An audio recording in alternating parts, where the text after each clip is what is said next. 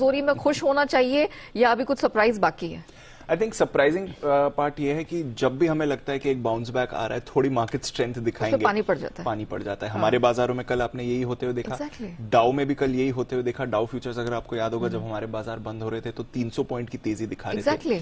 Nasdaq futures 1.5% ऊपर थे, तो एक्सपेक्टेशन थी कि एक बढ़िया सेशन होगा। उस हिसाब से देखें तो एक्सपेक्टेशन की काफी विपरीत आपने एक्शन देखा। बहुत बड़ी रेंज में कल आपने यूएस में कारोबार होते हुए देखा। डाउ पर 865 अंकों की रेंज में कारोबार हुआ और एंड ऑफ द डे देखिए सिर्फ 85 अंक फिसल कर बंद हुआ। तो वैसे आप कह सकते हैं कि जिस तरह से पिछले 3 दिनों की गिरावट थी, उस तरह से एटलीस्ट उतना भारी तो नहीं गिरा है डाउ, बट फिर भी लगातार चौथे दिन आपने कम गिरावट बट बड़ी रेंज में कारोबार होते देखा। तो काफी वॉलेटाइल सेशन था जहां तक अमेरिकी बाजारों का सवाल है। डायरेक्शन अपनी चूज नहीं कर पा रहे थे। अच्छी बात है कि जहां पर जमकर पिटाई हुई है वहां पर एटलीस्ट थोड़ा सा तो रिबाउंड आया। तो आईटी शेयर्स में कल हल्का रिबाउंड आया, कुछ ज्यादा बड़ा रिबाउंड नहीं था, बट फिर भी नास्डैक ने आपको कल थोड़ी सी बढ़त दिखाई है। लगभग 1% उछलकर नास्डैक बंद हुआ। सभी दिग्गज आईटी शेयर से थोड़ा थोड़ा आपको सहारा मिला। कोई बड़ी गेन से बड़ी आउट परफॉर्मेंस नहीं थी, हल्की खरीदारी आपने देखी है। स्मॉल कैप्स में अभी भी उतार चढ़ाव बना हुआ है। S&P 500 भी हल्की बढ़त के साथ ही बंद हुआ। लगातार बॉन्ड यील्ड 2 दिनों से 3% के नीचे है, तो थोड़ी राहत नास्डैक या आईटी स्टॉक्स को यहां से आती हुई दिखी है। आज ऑल इंपॉर्टेंट अप्रैल महीने का इन्फ्लेशन डेटा आने वाला है।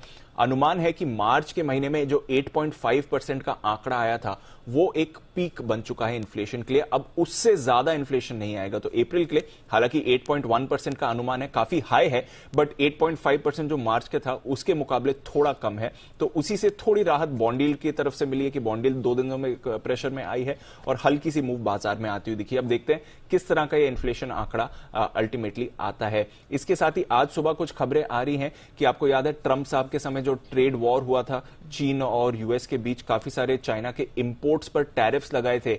अब वहां पर शायद यूएस कुछ टैरिफ्स बंद कर सकता है या हटा सकता है या कम कर सकता है, ताकि इन्फ्लेशन से थोड़ी राहत उन्हें मिले। इनिशियल रिपोर्ट आई है, बाजार ने इस पर ज्यादा रिएक्ट नहीं करा है, पर देखना होगा आगे जाकर ये सिचुएशन कैसे डेवलप करती है, बट वो भी एक इंपॉर्टेंट फैक्टर होगा बाजार के लिए। यूरोप की बात करें तो यहां पर एक्चुअली मजबूती दिखी है। 1 से 1.5% ऊपर यूरोप के बाजार थे।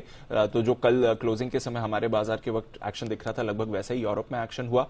कच्चे तेल में बड़ी राहत है, जैसा आप बता रही थी, 2 हफ्ते के निचले स्तर पर कच्चा तेल आ चुका है। कल शाम हमने 5% से ज्यादा की गिरावट देखी। आज सुबह हल्का रिबाउंड आ रहा है, बट WTI या नाइमेक्स अभी भी 100 के नीचे है और ब्रेंट 102 के पास है। तो 2 दिनों में या पिछले कुछ दिनों में जो हमने गिरावट देखी है वो काफी राहत देने वाली है। लगभग 11% नीचे आ गया पिछले कुछ दिनों से, और अमेरिकी भंडार भी अनुमान से ज्यादा बढ़कर आए हैं। तो वहां से भी थोड़ा राहत कच्चे तेल के दामों में आपको आती हुई दिख रही है। अब देखते हैं ये प्रेशर सस्टेन करता है या फिर 100 से वापस रिबाउंड करेगा या नहीं। इसके अलावा काफी एक्शन है। डॉलर इंडेक्स तो 20 साल की ऊंचाई पर कायम है। देखते हैं आज इन्फ्लेशन डेटा के बाद वहां पर क्या होता है। सोना 3 महीने के निचले स्तर पर आ गया। पिछले कुछ दिनों में फिर से भारी गिरावट है। जो 2000 का स्तर देखा था वहां से देखिए अब 1800 के करीब आते हुए दिखा है। 2-3 दिनों में $50 सोना भी फिसला है। चांदी 22 महीने के निचले स्तर पर आती हुई दिखी है। बेस मेटल्स में हम देख ही रहे हैं लगातार दबाव बना हुआ है। कल थोड़ा उतार चढ़ाव वाला सेशन था। तो ओवरऑल कमोडिटीज का थोड़ा रिलीफ है, तेल का थोड़ा रिलीफ है। तो इन्फ्लेशन फ्रंट पर नियर टर्म एक रिलीफ आया है, पर देखते हैं आज यूएस का इन्फ्लेशन डेटा क्या कहता है, और साथ ही आज चीन का भी इन्फ्लेशन डेटा आने वाला है, तो उस पर भी हमारी नजर